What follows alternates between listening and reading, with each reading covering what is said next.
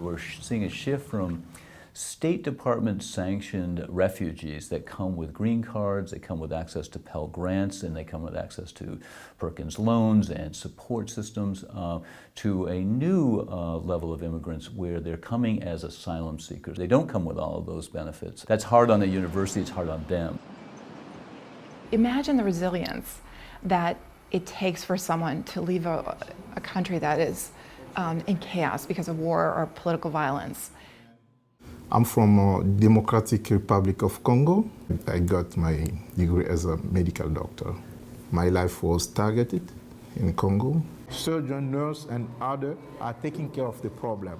Find their way to another place and land and try to manage all the systems of that new place.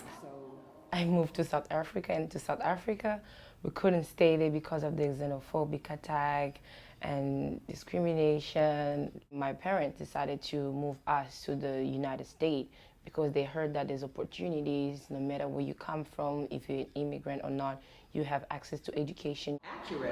Those are the people that we're trying to serve, and sometimes there's a sense that refugees or asylees are to be pitied, and in a way, yes, you want compassion for all that they've endured, but they are strong people who are hardwired to survive.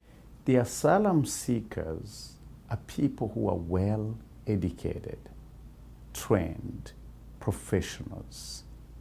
You can't go to the embassy to seek a visa unless you are a professional person in your own home country. If a student arrives with a lot of education, it's excellent. It enables them to sort of potentially transition more quickly.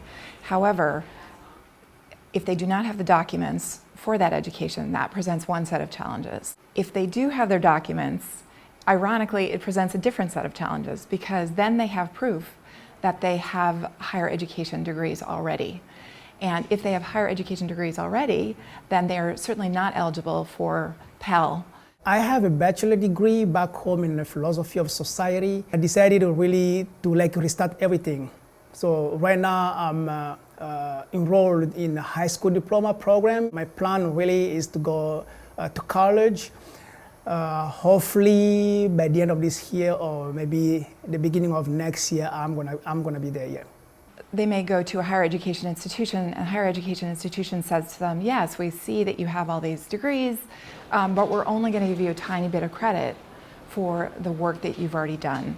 We have no way of understanding exactly how much there's equivalency, even though you have actually had these degrees evaluated by an agency. I think you guys will love it. When I came here, I came with my wife and my 3 kids. That was back in July 2016. When I'm home, she's going to work. When she's home, I'm going to work. So that we always have someone available for kids. Tomorrow, I'm going to start my overnight shift, and I'll be back up to Sunday. So I'm going to leave family for almost 4 days. Asylum seekers, even though they are professionals, they don't start at a high level. They start with a basic entry-level job. So those entry-level jobs don't pay anything other than a minimum wage. The biggest barrier asylum seekers face is actually how to pay for college. We want to be very, very open-minded and welcoming and create scholarships and discounts, but we can't do that at the expense of other people in the state of Maine. So you have to be very careful about how you do that, because politically I think a lot of people would say, well, you're helping out this person from Angola or from El Salvador, but are you helping a kid out from northern Maine or western Maine, et cetera, who also doesn't have a lot of resources? So you have to be really, you have to do this judiciously. One way to do that is to ask private funders to help out.